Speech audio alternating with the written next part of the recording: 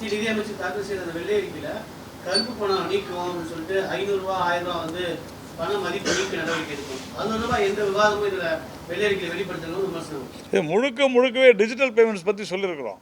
இன்றைக்கி digital payments இன்றைக்கி 12,500 கோடி ரூபாய் அளவிற்கு டிஜிட்டல் பேமெண்ட்ஸ் ஆகுது அப்படின்னு சொன்னாங்க. அதற்கு காரணம் டிமானிட்டைசேஷன் தானே.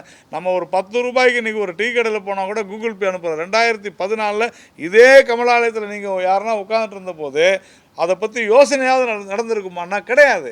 ஆனால் இன்றைக்கி அது சாதித்து காட்டிருக்கிறார் நம்முடைய பிரதமர். இன்றைக்கி கையில் பணம் இல்லாத நம்மளால் வெளியே போக முடியும். ஒரு ஃபோன் இருந்தால் போதும். அது கூட இல்லைனா கூட இன்னொரு ஃபோனை வாங்கி யாருக்காவது சொல்லி எங்கேயாவது பேமெண்ட் அனுப்பலாம். அந்த அளவிற்கு இன்றைக்கி வந்து டிஜிட்டல் பேமெண்ட்ஸ் வந்ததற்கு காரணம் டிமானிட்டைசேஷன். இதே உங்கள் ஊடகங்களில் உங்கள் பத்திரிகைகளில் நீங்கள் ப்ரௌஸ் பண்ணி பாருங்கள், போய் சர்ச் பண்ணி பாருங்கள். கள்ள நோட்டு கும்பல் பிடிப்பட்டது, கள்ள நோட்டுகள் பிடிப்பட்டன அப்படின்னு நீங்கள் டிமானிட்டைசேஷன் முன்னால் வரையிலும் நீங்கள் பார்த்தீங்கன்னா அதனோட சதவிகிதம், நான் இன்றைக்கி இல்லவே இல்லை அப்படின்னு நான் சொல்ல, சதவிகிதம் பாருங்கள். கள்ள நோட்டுகள் அச்சடிக்கப்பட்ட எங்கே இவங்க அச்சடித்துட்டு இருந்தாங்களோ, இதுக்கு முந்தைய ஆட்சி எங்கே அச்சடித்துட்டு இருந்தாங்களோ 500 ரூபாய் 1000 ரூபாய் நோட்டை அதே இடத்துல அச்சடித்து பாகிஸ்தான்லேருந்து பங்களாதேஷில் வந்துச்சா இல்லையா? இப்போ அதை தடுத்து நிறுத்திருக்கிறோமா இல்லையா? அதுக்கு காரணம் டிமானிட்டைசேஷன் தானே. அதை நம்மளால் இல்லைன்னு சொல்ல முடியுமா? இதே சென்னையில் ஒரே இடத்துல 250 ஆஃபீஸ் இருந்துச்சே, ஒரே பில்டிங்கில் 250 நிறுவனங்கள். இது எப்படி சாத்தியம்? இதை எப்படி தடுத்து நிறுத்தினோம்? இன்றைக்கி பேங்க்ரப்சரி கோடெல்லாம் நம்ம கொண்டு வந்து இன்றைக்கி அத்தனை பேரையும் ஒரு மிக தெளிவாக வங்கிகள் சாதாரண மாணவர்களுக்கும் கஷ்டப்படுகிறவர்களுக்கும் இன்னும் தொழில் முனைவோர்களுக்கும் கடன் கொடுக்கணுன்றதுனால ரைட் ஆஃப் ஸ்கீம்னு ஒன்று கொண்டு வந்தாங்க. ரைட் ஆஃப்னு சொன்னாக்க தள்ளுபடி அல்ல, தள்ளி வைப்பது அப்படின்னு பல முறை நாம் தமிழில் சொல்லியும் வேணும்னே இங்கே இருக்கக்கூடிய அரசியல்வாதிகள் இதை தள்ளுபடி பண்ணுறாங்கன்னு பொய் சொல்லி ஏமாற்றிக்கிட்டு இருக்கிறாங்களா இல்லையா? நாம் அதை யாருமே கேட்குறது இல்லை. ஆனால் டிமானிட்டைசேஷன் வந்த பிறகு தான் இது அத்தனைக்கும். இன்றைக்கி கள்ள நோட்டு அப்படின்னா ஒரு காப்பி எடுக்கிறாங்க ஜெராக்ஸ் மிஷினில், அதை எடுத்து அது வந்து மோசடி, ஏமாற்றுகிறார்கள், அவ்வளோதானே தவிர கள்ள நோட்டு என்பது குறைந்ததுனால பணவீக்கம் குறைகிறது. இப்போ அதாவது நம்ம ஒரு 20 லட்சம் கோடி இருக்குதுன்னு சொன்னால் 40 லட்சம் கோடி இருக்கும். அப்புறம் எப்படி மேனேஜ் பண்ண முடியும்? அந்த ஆட்சியில் அதான் நடந்துக்கிட்டு இருந்துச்சு. வெளிநாட்டிலே அச்சடித்துட்டு இருந்தாங்க. இப்போ 100 ரூபாய் 500 ரூபாய் எல்லாமே நம்ம நாட்டில் அச்சடிக்கிறோம். இங்கே கள்ள நோட்டு யாராலையும் செய்ய முடியலை, அதுதான் உண்மை. அப்படியே செஞ்சாலும் மாட்டிப்பாங்க. அப்போ செய்யவே இல்லையா, நான் போன வாரம் ஒன்று பார்த்தேன் சார் அப்படின்னு சொல்லலாம், அவங்க மாட்டிடுவாங்க. அதனால் பர்சன்டேஜ் பார்த்தீங்கன்னா கிட்டத்தட்ட 90 விழுக்காடு குறைந்திருக்கிறது. தாராளமாக நீங்கள் யார் வேணும்னாலும் பார்க்கலாம். நீங்களே ரிப்போர்ட் பண்ணியிருப்பீங்க, நீங்கள் எல்லாருமே சீனியர் பீப்புள், நீங்களே ரிப்போர்ட் பண்ணியிருப்பீங்க. பார்த்தீங்கன்னா அது குறைந்திருக்கிறதா இல்லையா? இதுக்கு காரணம் டிமானிட்டைசேஷன். இன்றைக்கி போலி நிறுவனங்கள் வராத இருக்குது, போலி நிறுவனங்கள் வந்து மறைமுகமான டிரான்சாக்ஷன் பண்ணாது இருக்கிறாங்கன்னா அது காரணம் டிமானிட்டைசேஷன். இதுக்கு முன்னால் 1 கோடி ரூபாய்க்கு வீடு வாங்கும்போது 50 பிளாக்கு 50 ஒயிட்டு அப்படின்னு சொல்லிட்டு இருந்தாங்க. போய் இன்றைக்கி ஒயிட்டில் தான் கொடுக்கணுன்ற சூழ்நிலை வந்திருக்குதுன்னு சொன்னால் அது காரணம் டிமானிட்டைசேஷன். நீங்கள் 2008லேருந்து 2014 எடுத்து பாருங்கள். 2008 1 கோடி ரூபாய் விற்றுக்கிட்டு இருந்த இடம் 2014 2 கோடி இல்லை 5 கோடி. ஆனால் இன்றைக்கி அப்படி இல்லை, நிலையாக இருக்குது. நிலையாக தான் இருக்கணும். நீங்கள் விலை அதிகமாச்சுன்னு அந்த பில்டிங் ஓனர் வேணால் சந்தோஷப்படலாம். ஆனால் பில்டிங்கை வாங்குறவங்களும் சாதாரண மக்களும் எட்டாக்கனியாக இருக்கே அப்படி அது பணம் வீக்கும். இன்றைக்கி இந்த 10 வருஷத்தில் நீங்கள் சொல்லுங்கள், ரியல் எஸ்டேட் வேல்யூன்னு சொல்கிறது இந்தியா முழுமைக்கு ஆவரேஜாக, நான் ஒரு மாநிலம் மட்டும் சொல்ல, இந்தியா முழுமைக்கும் சரியாக இருக்குது. இதுக்கெல்லாம் காரணம் ஒரு ஃபைனான்சியல் டிசிப்ளின், நிதி ஒழுக்கம், அதை நாம் கொண்டு வந்திருக்கிறோம். அதனால் டிமானிட்டைசேஷன் என்பது முழுக்க டிமானிட்டைசேஷனும் ஜிஎஸ்டியும் வந்து 2 பில்லர். உண்மையிலே அதுதான் வந்து ஜிஎஸ்டி பற்றி இதில் நிறைய நான் அவங்க பேசுனதை நான் சொல்லணும்னா இன்னும் 2 மணி நேரம் ஆகும். நான் இதையே ரொம்ப ஷார்ட்டாக அவங்களுக்கு சொன்னேன். அதனால் ஜிஎஸ்டியும் டிமானிட்டைசேஷனும் ஒரு 2 தூண்கள் 2 கண்கள்னு சொல்லலாம் இந்த ஆட்சிக்கு. இதுதான் நம்முடைய பொருளாதாரத்தை உயர்த்தியது.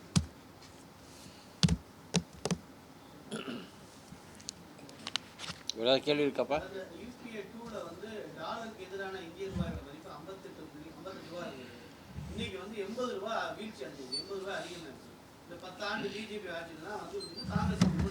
சார் நீங்கள் மதிப்பு நீங்கள் என்ன அது என்ன ரூபாய்க்கு அது ட்ரெண்ட் ஆகுதுன்றது வேறு sir.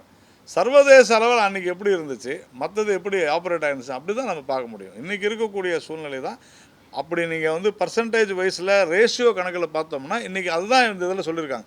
ருப்பியினுடைய value compare to dollar, compare to euro, pounds பார்த்திங்கன்னா உயர்ந்திருக்கிறது. அப்படி தான் பார்க்க முடியும். இது வெறும் இந்தியா யூஎஸ் மட்டும் வச்சு பார்க்க முடியாது.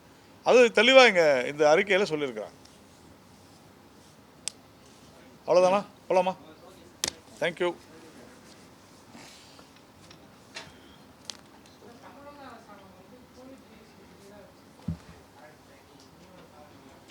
புரியல போலி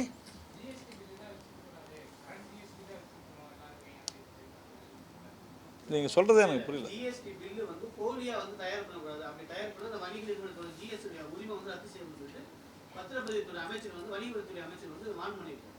இல்லை, போலியாக வைக்கக்கூடாது தானே, அதில் என்ன இருக்குது போலி. ஆனால் ஒரு விஷயம் என்னென்னா, ஜிஎஸ்டி விவகாரங்களில் பல இடங்களில் நேரடியாக கடைகளில் போய் டெஸ்ட் பர்ச்சேஸ்ன்னு பண்ணுறாங்க. அது இவங்க செய்யக்கூடாது. நாம் தொடர்ந்து வலியுறுத்திட்டு வரோம். அவங்க டெஸ்ட் பர்ச்சேஸ் வந்து செய்கிறதும் தவறு. ஆனால் சட்டத்தில் இருக்குது, அது நான் இல்லைன்னா மறுக்கலை. ஆனால் அதை ஒரு ஆயுதமாக பயன்படுத்துவது என்பது தவறு. ஏன்னா ஜிஎஸ்டி பொறுத்தவரையிலும் ஒரு பொருள் முழு பொருள் இல்லை, அந்த உதிரி பாகங்கள் எங்கேருந்து உற்பத்தி செய்யப்படுகிறதோ அங்கேருந்தே டேக்ஸ் ஆரம்பிச்சிருது. விற்கிற இடத்துல லாஸ்ட் பாயிண்ட் வந்து ஒரு கடையில் கஸ்டமருக்கு விற்கும் பொழுது அங்கே போய் ஒரு ஆளை பிடிக்கிறது அப்படின்னு சொல்கிறது தவறானது. என்னை பொறுத்தவரையில் அது தவறான விஷயம். ஏனென்றால் நீங்கள் ஒரு ஒரு ஒரு பொருள் உருவாகிறதுக்கு ஒரு 100 உதிரி பாகம் இருக்குன்னா அந்த 100 இடத்தையும் கோட்டை விட்டு கடைசியில் முழு பொருளை வந்து பிடிக்கிறதுன்றது நியாயமான ஒரு விஷயம் இல்லை. அதனால் சட்டத்திட்டங்களுக்கு உட்பட்டு நடந்தாலும் கூட ஜிஎஸ்டி சோதனை என்கிற பெயரில் அந்த சோதனைகளை நடத்துவது ஜிஎஸ்டி அதிகாரிகள், மத்திய அரசு அதிகாரிகள் கிடையாது. அதில் ஸ்டேட் ஜிஎஸ்டி அவங்க தான் சோதனைகள் நடத்துகிறார்கள். இதில் பல்வேறு முறைகேடுகள், புகார்கள் வியாபாரிகள், வர்த்தகர்கள்ட்டேருந்து நமக்கு வந்துக்கிட்டு தான் இருக்குது. தொடர்ந்து இதை நாம் வந்து நிதி அமைச்சரிடத்தில், நிதி அமைச்சகத்தில் சொல்லிக்கிட்டு தான் இருக்குது.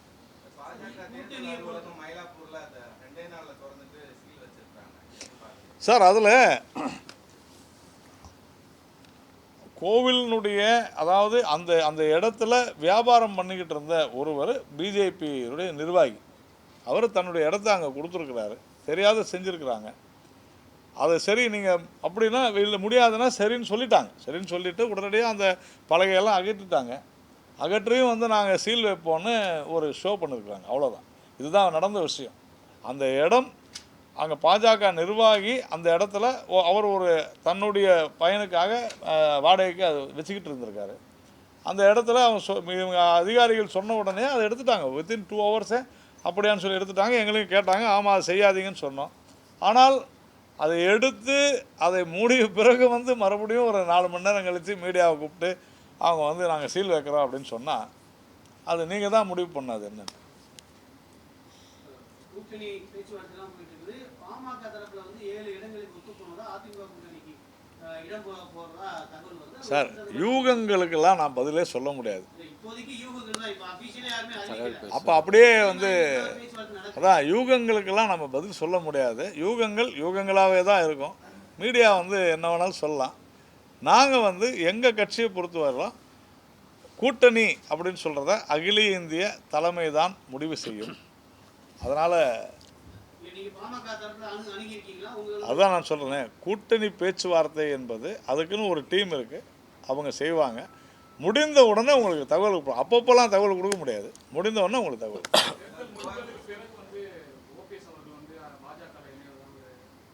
சார், அதான் இப்போ தானே சொன்னேன், யூகங்களுக்கெல்லாம் நாங்கள் பதிலே சொல்ல முடியாது சார். ஒவ்வொருத்தரும் ஒன்று ஒன்று பேசிக்கிட்டு இருப்பாங்க. இது வந்து நம்ம பரபரப்புக்காக எதை வேணாலும் பேசலாம். இல்லைங்க, நான் தான் சொல்கிறேனே, நீங்கள் ஒரு வேளை வந்தால் அதுதான் சொல்கிறேன். வந்துட்டாருன்னு சொல்லுங்கள், அதுக்கு பதில் சொல்லலாம். நடந்துருச்சுன்னு சொல்லுங்கள், பதில் சொல்லலாம். வந்தால் என்ன செய்ய வேண்டியதெல்லாம் எப்படி பதில் சொல்லுங்கள் சார். மிக மோசமான ஒரு நிர்வாக சீர்கேடு இது. தமிழ்நாட்டினுடைய இந்த தமிழ்நாடு அரசினுடைய மிக மோசமான சீர்கேடு. ஒவ்வொரு நாளும் மக்கள் பரிதவித்து கொண்டிருக்காங்க. நேற்று திருச்சியில் வந்து திருச்சி போகிறதுக்கு பஸ் இல்லைன்னு, திருச்சி போகிறதுக்கு பஸ் இல்லைன்னு திருச்சி நெடுஞ்சாலையில் மக்கள் கதறத இந்த எனக்கு தெரிந்து ஒரு 30-40 வருடங்கள் நான் பார்த்ததே இல்லை. எவ்வளோ ஒரு அக்கிரமமான விஷயம் அது. தொடர்ந்து இதுவும் நடக்குது. தினந்தோறும் மது கொலைகளும் நடக்கிறது. டெய்லி பெத்த பையனை அம்மாவை அடித்து கொள்கிறான். டெய்லி நம்ம நியூஸ் பார்க்குறோம் பேப்பரில். தந்தையை உயிரோடு எரிக்கிறான், குழந்தைய செவுத்தில் போட்டு அடிக்கிறான். இதெல்லாம் நடந்துக்கிட்டு இருக்குது. ஆனால் நீட்டு தற்கொலை அப்படின்னு ஒரு 22 பேருக்கு ஒரு 50 லட்சம் கையெழுத்து வாங்குறாங்க. டாஸ்மாக் மதுவினால் ஏற்படும் கொலைகளை தடுப்பதற்கு கையெழுத்து வாங்க உதயநிதி தயாரா? 50 லட்சம் வேணாம், உதயநிதியை கையெழுத்து போட சொல்லுங்கள்.